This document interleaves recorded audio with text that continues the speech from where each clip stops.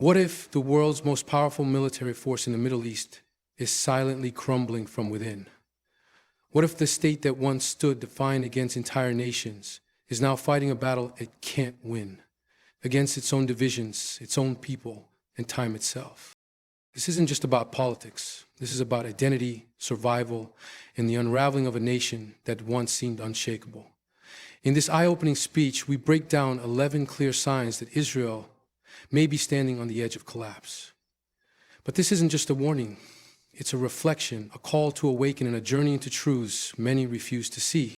From the rising power of resistance fronts to internal unrest and demographic shifts threatening the core of national unity. Each point will challenge what you thought you knew. So sit tight, open your mind, and stay with us till the very end. Because the truth ahead is not only powerful, it's impossible to ignore. Israel's internal divisions have reached a boiling point, tearing at the very fabric of its national identity. The country, once known for its strong internal cohesion in times of crisis, is now grappling with deep and widening ideological, cultural, and religious splits. One of the most visible rifts is between secular and religious Jews. Secular Israelis, who historically form the backbone of the state's military, economic, and technological advancement, are growing increasingly frustrated with the influence of ultra-Orthodox communities. These communities, often exempt from military service and relying on state welfare, are demanding greater integration of religious laws into public life, something that many secular citizens perceive as a direct threat to their freedoms and the democratic nature of the state. This tension erupted dramatically during the push for judicial reforms. The proposed legislation, which would curb the powers of Israel's Supreme Court, was seen by many as a move toward authoritarianism. Hundreds of thousands of citizens took to the streets in protest, including military reservists, pilots, and members of the elite intelligence units. This level of dissent from within the core institutions of national defense is unprecedented in Israel's history. And what it reveals is not just a disagreement over policy, but a fundamental mistrust in the current leadership and a loss of faith in the state's democratic institutions. The Jewish-Arab divide further complicates the situation. Despite being 20% of the population, Arab citizens of Israel face systemic inequality in areas like employment, infrastructure, and education. This marginalization fuels resentment and a sense of exclusion, making social cohesion increasingly difficult. In moments of national tension, such as wars or political crises, these divisions often flare into violence and unrest, as seen in the riots of May 2021, when mixed cities burned with conflict. Add to this the ideological fractures between right-wing ultranationalists and the dwindling center-left, and the result is a society with no shared vision for its future. Each group lives in its own echo chamber, with its own version of truth and justice. The national identity is no longer a unifying force, but a battleground for competing visions. The absence of consensus on what it means to be Israeli and what kind of state Israel should be is turning the internal division from a political challenge into a national crisis. Israel's political landscape has become a revolving door of unstable coalitions, early elections, and fractured leadership, leaving the country in a constant state of uncertainty. Since 2019, Israel has gone through an unprecedented number of elections in a short span, exposing a system gridlocked by ideological divides. No party has been able to secure a decisive majority, leading to fragile coalition governments that collapse under the weight of internal contradictions. These short-lived administrations are often formed out of political necessity rather than shared vision, resulting in governance that is reactive, inconsistent, and ultimately ineffective. The consequences of this political chaos are far-reaching. Policy-making becomes paralyzed as leaders focus more on political survival than long-term planning. Decisions critical to national security, economic reform, education, and healthcare are often delayed or abandoned altogether. This has created a vacuum in leadership, eroding public trust in the political system. Citizens feel unrepresented and disillusioned, and voter turnout, while still relatively high, masks a deeper cynicism about whether elections can bring about real change. The perception of corruption, backroom deals, and broken promises only deepens this divide between the people and their leaders. So the frequent political crises have also weakened Israel's ability to respond decisively to external threats and domestic challenges. For example, military operations are sometimes initiated or escalated under the shadow of political motives, leading many to question whether national interest or personal political gains are guiding critical decisions. The judicial reform battle further exemplifies this instability, with attempts to reshape the legal system, triggering mass protests and constitutional crises. Instead of unity, the government's actions have sparked division, even within its own security and legal institutions. This instability sends a troubling signal to both allies and adversaries. International partners find it difficult to engage in consistent diplomacy with a government that might change within months, while enemies perceive weakness and disarray at the top. The lack of political continuity compromises strategic planning and undermines Israel's image as a strong, coherent state. Without a stable, visionary leadership capable of rising above short-term political games, Israel risks losing its ability to chart a sustainable path forward. The continuous political upheaval is not just an inconvenience, it is a structural vulnerability that threatens the resilience of the state itself. Israel's economy, while historically resilient, is under mounting strain due to the financial burden of prolonged military conflicts and ongoing occupation expenses. The country invests a substantial portion of its GDP into defense, a necessity driven by constant security threats from Gaza, the West Bank, Lebanon, and beyond. This heavy military expenditure comes at the expense of social programs, infrastructure development, and public services. As Israel continues to engage in frequent military operations, ranging from short-term airstrikes to extended ground campaigns, the cumulative costs are beginning to show cracks in the economic foundation. Investor confidence has taken a hit due to political instability and the unpredictable security situation. The fear of escalation into regional war, especially involving powerful actors like Hezbollah or Iran-backed militias, causes international investors to proceed with caution. This hesitation slows down foreign direct investment, disrupts market momentum, and affects the high-tech sector, which has been a cornerstone of Israel's economic success. Startups and innovation hubs, once flourishing, are facing increasing pressure as global partners grow wary of investing in a politically and militarily volatile environment. The judicial reform protests have only worsened this trend, with capital flight increasing and the shekel experiencing notable depreciation during periods of heightened unrest. Tourism, another major contributor to the economy, is repeatedly disrupted by images of war and civil unrest. Although Israel offers rich religious and historical sites that attract millions annually, recurrent violence, especially scenes of bombings, street clashes, and riots, deters potential visitors. Local businesses in tourism-dependent areas suffer greatly during these episodes, and recovery is often slow, especially when violence resurfaces before confidence is fully restored. Additionally, the economic divide within the country is growing. As defense spending grows, low-income neighborhoods and marginalized communities, particularly in Arab and ultra-Orthodox areas, receive disproportionately fewer resources. This inequality further fuels social unrest and weakens domestic consumer strength. Rising inflation, housing shortages, and underfunded health and education systems add to the economic pressures faced by ordinary citizens. When combined, these issues create a feedback loop.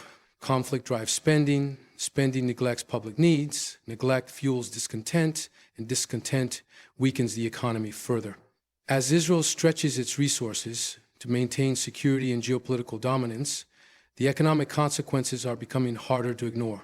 The state is slowly losing the balance between being a military power and a thriving economy. Israel's diplomatic standing in the global arena is facing increasing erosion as a result of its military policies, especially in Gaza and the occupied territories. Once seen as a strategic ally in a volatile region, Israel now finds itself increasingly isolated, even among traditional supporters. While the United States continues to provide substantial military and financial backing, voices of criticism within American political circles, particularly among younger generations and progressive lawmakers, are growing louder. The unwavering support that Israel once counted on is no longer guaranteed, and this shift is echoed in other Western nations where public opinion is beginning to diverge from government policy. European countries, many of which were historically sympathetic to Israel due to shared democratic values and historical guilt over the Holocaust, are now more vocal in condemning Israeli actions. Accusations of human rights violations, disproportionate use of force, and apartheid-like policies have led to diplomatic tensions. The European Union has, at times, considered sanctions, and several countries have formally recognized Palestinian statehood, signaling a shift in international alignment. Multilateral organizations like the United Nations routinely issue condemnations of Israeli operations. And while Israel often dismisses these as politically biased, the cumulative effect is a weakening of its moral and diplomatic position. The boycott, divestment, and sanctions (BDS) movement has also gained traction worldwide, targeting Israeli businesses, academic institutions, and cultural exchanges. Even though Israel has attempted to counter this movement through legal and diplomatic means, the growing support for BDS, particularly among student bodies, labor unions, and civil rights organizations, illustrates a broader shift in public perception. The narrative is no longer one of David versus Goliath, but increasingly of an occupying force clashing with a stateless and oppressed population. Israel's attempts to normalize relations with certain Arab nations through agreements like the Abraham Accords have brought temporary diplomatic wins, but these ties are fragile. They often face backlash from within the partner countries' own populations, many of whom view the agreements as betrayal of the Palestinian cause. Moreover, as conflicts escalate and civilian casualties rise, these new diplomatic relationships are placed under strain, raising doubts about their longevity. The broader implication is that Israel's aggressive posture, once seen as necessary for survival, is now viewed by many as a liability. As its global image deteriorates, its influence in international forums declines, making it harder to build coalitions, defend its actions, or shape global narratives. The walls of diplomatic support are thinning, leaving Israel more exposed than ever before on the world stage. Israel is facing a demographic transformation that poses serious long-term challenges to its national identity, political stability, and social cohesion. Two of the fastest-growing populations within the state, ultra-Orthodox Jews, Haredim, and Arab citizens, hold vastly different worldviews from the secular Zionist foundation upon which the modern state of Israel was built. These groups are projected to become a majority within a few decades, raising questions about the future character of the state and its ability to maintain a cohesive national identity. The ultra-Orthodox community, which prioritizes religious study over national service and is largely insulated from broader Israeli society, has historically had low labor force participation rates and a high dependency on state subsidies. As their numbers increase, the economic burden they place on a state grows, raising concerns about sustainability. At the same time, Arab citizens of Israel, who make up about 20% of the population, continue to face systemic inequalities in education, employment, housing, and political representation. Despite some integration into the economy and academia, many feel alienated from the Jewish character of the state. This ongoing marginalization fuels frustration and deepens the divide between Jewish and Arab citizens. As the Arab population grows, so too does the demand for equal rights, cultural recognition, and an end to discriminatory policies. The state's reluctance to fully embrace Arab citizens as equal partners in nation building perpetuates a sense of exclusion that threatens internal harmony. Compounding these challenges is the ideological divide between secular and religious Jews.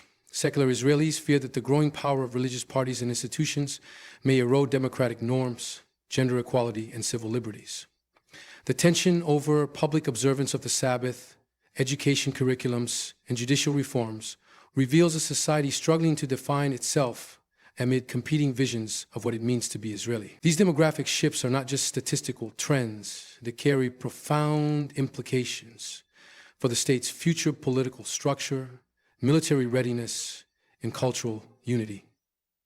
A military that relies heavily on secular conscripts will face challenges if growing segments of the population refuse service on religious or ideological grounds.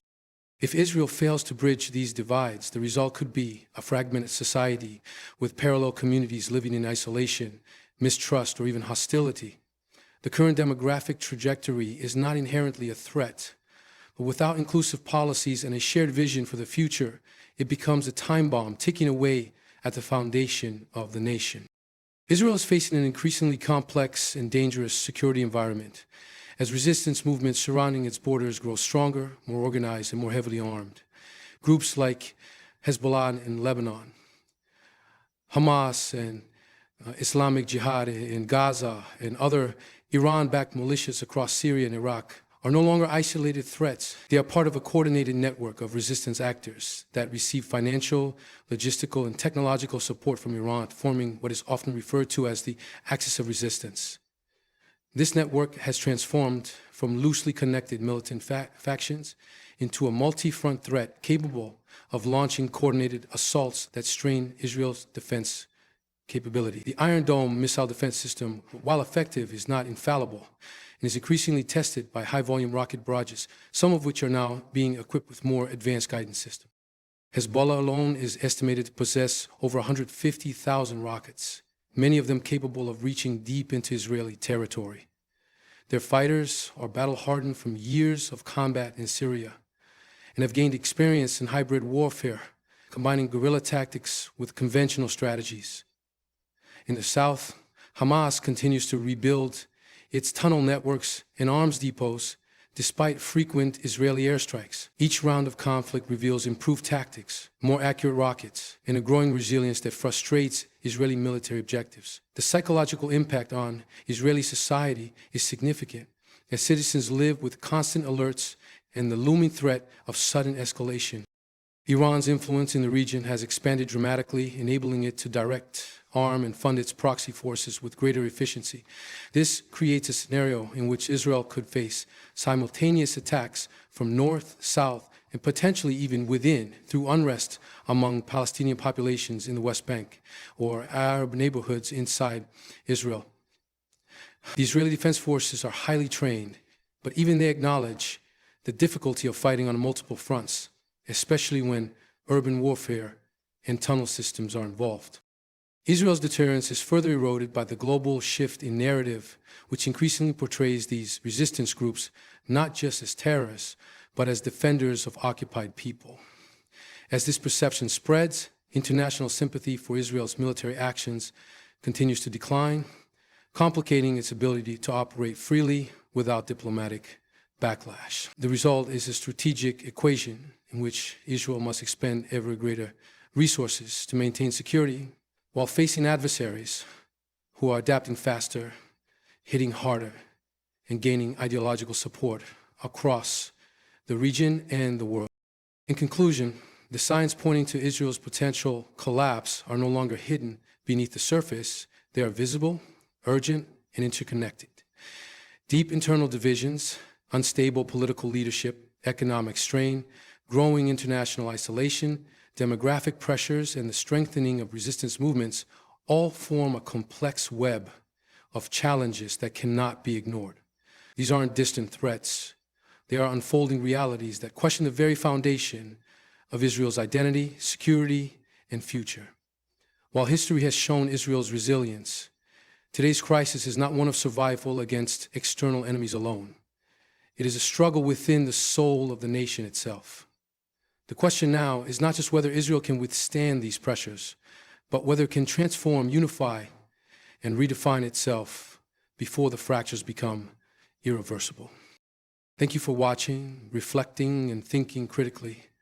May truth guide your understanding, and may peace and justice find their place in every land.